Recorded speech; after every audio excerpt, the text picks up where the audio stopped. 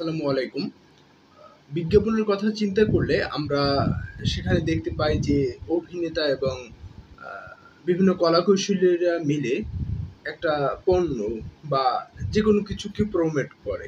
সাধারণত এটাই আমরা আমাদের দৃষ্টিতে এসে থাকে এবং একটা সময় এমন ছিল যখন হচ্ছে শুধুমাত্র টেলিভিশন ছিল এবং টেলিভিশনে মানুষ তাদের অবসর বিনোদন কাটাতো। সেই টেলিভিশনের সময়টার কথা যদি আমরা চিন্তা করতে যাই তখন আমরা দেখতাম নাটক বা চলচ্চিত্রের মাঝে বিজ্ঞাপন দেয়া হতো। এবং একটা সময় কিন্তু আমরা অনেক বিরক্ত হয়ে যেতাম যে কি করে শুধুমাত্র বিজ্ঞাপন দেখাচ্ছে, এত বেশি বিজ্ঞাপন দেখাচ্ছে। এখন এই কথাগুলো চিন্তা করলেও হচ্ছে বলতে পারেন অনেক আহ, একটা স্মৃতিময় একটা কথা চলে আসে বা স্মৃতিময় একটা দৃশ্য আমাদের সামনে অঙ্কিত হয়। কিন্তু তখন আমাদের কাছে একটু বিরক্ত লাগতো। কিন্তু এখন সেটা স্মৃতি হয়ে গেছে যে এই একটা এমন ছিল।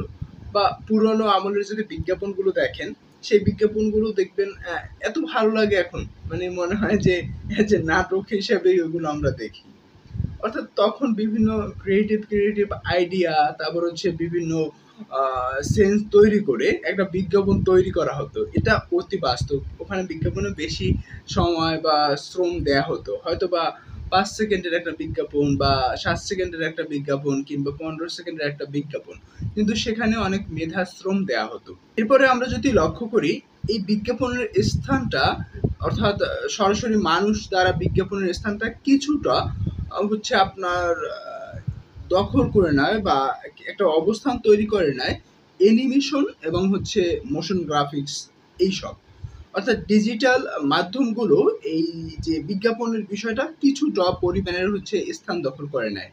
এই স্থান দখল করে নেয়ার তখন থেকে কিন্তু মানুষের মনে একটা শঙ্কা কাজ করছিল যে যখন আপনার অ্যানিমেশন বা মোশন গ্রাফিক্স বা আরো ভালো গ্রাফিক্স 2D 3D এগুলো ব্যবহার করে মানুষের বিজ্ঞাপনগুলো করছে, তখন কিন্তু মানুষের মনে একটা শঙ্কা তৈরি হয়েছিল তাহলে এই যে অভিনয় যারা করে বা হচ্ছে এখানে বড় একটা টিম কাজ করে একটা প্রযোজনায় একটা বিজ্ঞাপনের পিছনে, তাদের কি তাহলে হচ্ছে আপনার অবস্থানটা আস্তে ছোট হয়ে গেল কিনা বা তাদের অবস্থানটা তাদের চাকরি বা তাদের জব তারা কি হারাচ্ছে কিনা।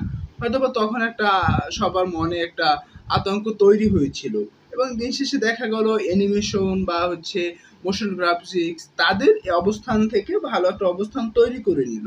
তাহলে বিজ্ঞাপনে আমরা নতুনভাবে পেলাম animation, motion graphics, 2D 3D etcetera. এই যে নতুনভাবে তাদের পাওয়া এবং নতুন একটা স্থান দখল করে নেওয়া। এখন বর্তমানে ২০২৫ সালে এসে আমরা বলতে পারি যে এখানে আরো একটা স্থান বা আরো একটা অবস্থান তৈরি করে নিয়েছে, সেটা হচ্ছে আর্টিফিশিয়াল ইন্টেলিজেন্স। যখন আর্টিফিশিয়াল ইন্টেলিজেন্ট এর কথা বলছি তখন শুধুমাত্র এই এক ক্ষেত্রে নয়, এটা কিন্তু আর্টিফিশিয়াল ইন্টেলিজেন্স বা সংক্ষেপে আমরা যাকে এআই বলি, সেই এআই কিন্তু প্রতিটা স্থানেই তার অবস্থান বিস্তার করছে বা তার দৃঢ় একটা অবস্থান তৈরি করছে, ঠিক যেমনভাবে বিজ্ঞাপনের ক্ষেত্রে করছে। আমি সামাজিক যোগাযোগ মাধ্যমে এই যখন আমি এই ভিডিওটা করছি, ওই দিন আমি হচ্ছে সামাজিক যোগাযোগ মাধ্যমে ঢুকলাম এবং ফেসবুক দেখছি আমার সামনে যে কয়টি বিজ্ঞাপন আসলো, যে কয়টি বিজ্ঞাপন রান হলো আমার সামনে, আমি দেখলাম প্রতিটাই হচ্ছে এআই নির্ভর। আমি ওগুলো থেমে দেখছি তো এইজন্য হচ্ছে এআই রিলেটেড যে এআই নিয়ে যে বিজ্ঞাপনগুলো তৈরি করা এগুলোই আমার সামনে বেশি আসছে। অর্থাৎ আমার সেন্স সোশ্যাল মিডিয়া ধরে ফেলছে যে এখানে যেহেতু টাইম ওয়েস্ট করছে, এখানেই হচ্ছে এই বিজ্ঞাপনগুলো আমাকে দেখাচ্ছে। বারবার এরকম হচ্ছে, আমি দেখছি এবং দেখার ফলে যেটা আমার মনে হলো যে আর্টিফিশিয়াল ইন্টেলিজেন্টের যে তৈরি করা বিজ্ঞাপন, এই বিজ্ঞাপনটা হয়তো বা অনেক শার্প একটা ইমেজ আমাদের সামনে দেয়, বাট কিছু ভুল ত্রুটি আছে।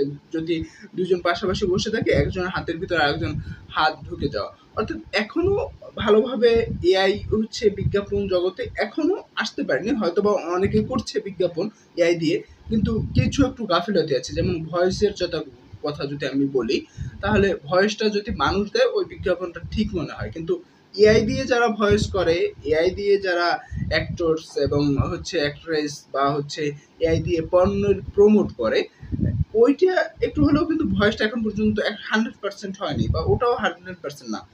কিন্তু দিন শেষে দেখা যাবে এআইও কিন্তু তার একটা অবস্থান তৈরি করে নেবে। অর্থাৎ এআই তার অবস্থান তৈরি করে নিয়ে এআই হচ্ছে যেমনভাবে অ্যানিমেশন বা মোশন গ্রাফিক্স এটসেট্রা যেগুলো বিস্তার করেছে, এআইও একটা পজিশন তৈরি করে নিয়েছে।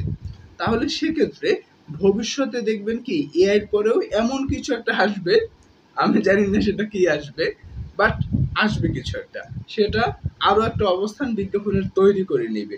তখন কিন্তু মানুষ ওই পুরানো দিনের বিজ্ঞাপন যেটা একদম আমরা সরাসরি অভিনয় করতাম বা হচ্ছে দর্শক দেখতো, অনেক একটা প্রোডাকশনের একটা কাজ ছিল, ওই কাজটা কিন্তু আস্তে আস্তে কমে যাবে। কারণ এখন যে কেউ চাইলেই এআই দিয়ে একটা বিজ্ঞাপন তৈরি করতে পারে, বা এআই দিয়ে একটা নাটক বা একটা শর্ট ফিল্ম তৈরি করতে পারে।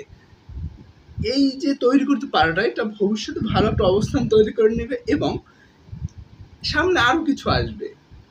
হয়তো বা আমি দেখতেও পারি সেটা, নাও দেখতে পারি, বাট কিছু না কিছু আসবে সামনে।